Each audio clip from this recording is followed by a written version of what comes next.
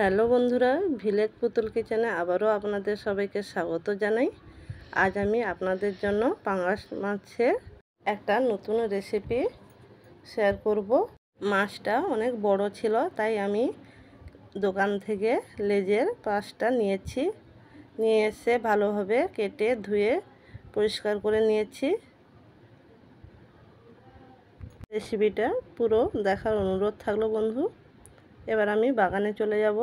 বাগানে গিয়ে বাগান থেকে লাউ পাতা নিয়ে নেব। দেখুন পাতাগুলো কি সুন্দর। পাঙ্গাস মাছ ও লাউ পাতা দিয়ে আপনারা যদি এই রেসিপিটা বানিয়ে নেন, তাহলে পরিবারের সবাই এক থালা ভাত খেয়ে নিতে পারবে। দেখুন বন্ধুরা, লেবু গাছে কত লেবু হয়েছে। ঠিক আছে বন্ধুরা, চলুন রান্নাটা করে নিই। ননস্টিক কড়াইতে আমি তেল দিয়ে দিচ্ছি। তেল দিয়ে দিচ্ছি রসুন কুচি, আদা কুচি, পেঁয়াজ কুচি। আমি এখানে সব কিছুই কুচি করে নিয়েছি। এবার আমি সব কিছুকে ভালোভাবে একটু ভেজে নেব। ভেজে নেওয়ার পর দিয়ে দিচ্ছি দুটো কাঁচা লঙ্কা। কাঁচা লঙ্কা দিয়েও হালকা একটু ভেজে নেব। ভেজে নেওয়ার পর দিয়ে দিচ্ছি গোটা জিরে, গোটা কালো সর্ষে, হলুদ গুঁড়ো, লঙ্কার গুঁড়ো, সব কিছু দিয়ে ভালোভাবে একটু ভেজে নেব।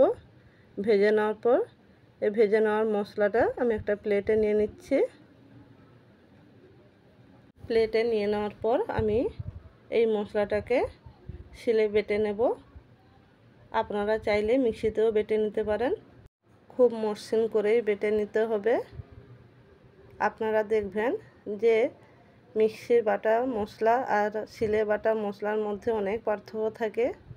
শিলে বাটা কোনো কিছু দিয়ে কোনো কিছু রান্না করলে তার স্বাদ সম্পূর্ণ আলাদা হয়ে যায়। এবার ওই বেটে রাখা মশলার সঙ্গে আমি লবণ দিয়ে লবণটা ভালোভাবে মাখিয়ে নিলাম। এরপর আমি এখানে দুটো পিস মাছ নিয়ে নিয়েছি। মাছে ওই মশলাটা ভালোভাবে লাগিয়ে দেব। ভালোভাবেই লাগাতে হবে, কারণ পাঙাশ ট্যাংরা মাছ তেলতেলে হয়। মশলাটা ভালোভাবেই লাগিয়ে নিতে হবে। লাগিয়ে নেওয়ার পর আমি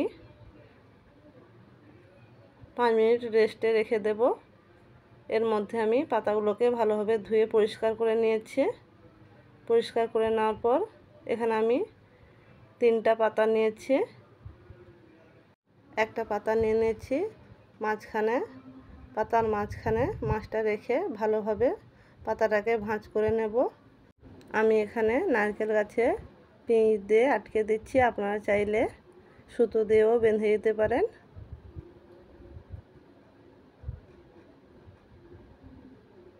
এইভাবে খুব সহজে পাঙাশ ট্যাংরার পাতুরি আপনারা তৈরি করে নিতে পারবেন।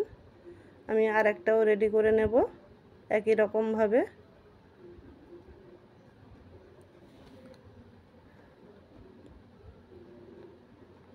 ভিডিওটা কেমন লাগলো বন্ধুরা অবশ্যই কমেন্ট করে জানাবেন। আর ভিডিও ভালো লাগলে ভিডিওতে একটা লাইক করে দিবেন। এরপর আমি ওই যে ননস্টিক কড়াইতে মশলাটা ভেজে নিয়েছিলাম, ওই কড়াইতে আমি তেল না দিয়ে পাতাগুলো বসিয়ে দেব আর ঢাকনা দিয়ে দিচ্ছি। এই অবস্থায় আপনাদেরকে গ্যাসের ফ্লেমটা লো রেখে 10 থেকে 15 মিনিট ঢাকনা দিয়ে উল্টে পাল্টে রান্না করে নিতে হবে। দেখুন কি সুন্দরভাবে আমার পাঙাশ মাছের পাতুরিটা রেডি হয়ে গেল। আপনারাও খুব সহজে এইভাবে বাড়িতে তৈরি করে নিতে পারবেন। ভিডিও ভালো লাগলে ভিডিওতে একটা লাইক করে দেবেন বন্ধুরা। আর অবশ্যই পাশে থেকে এগিয়ে যেতে সাহায্য করবে।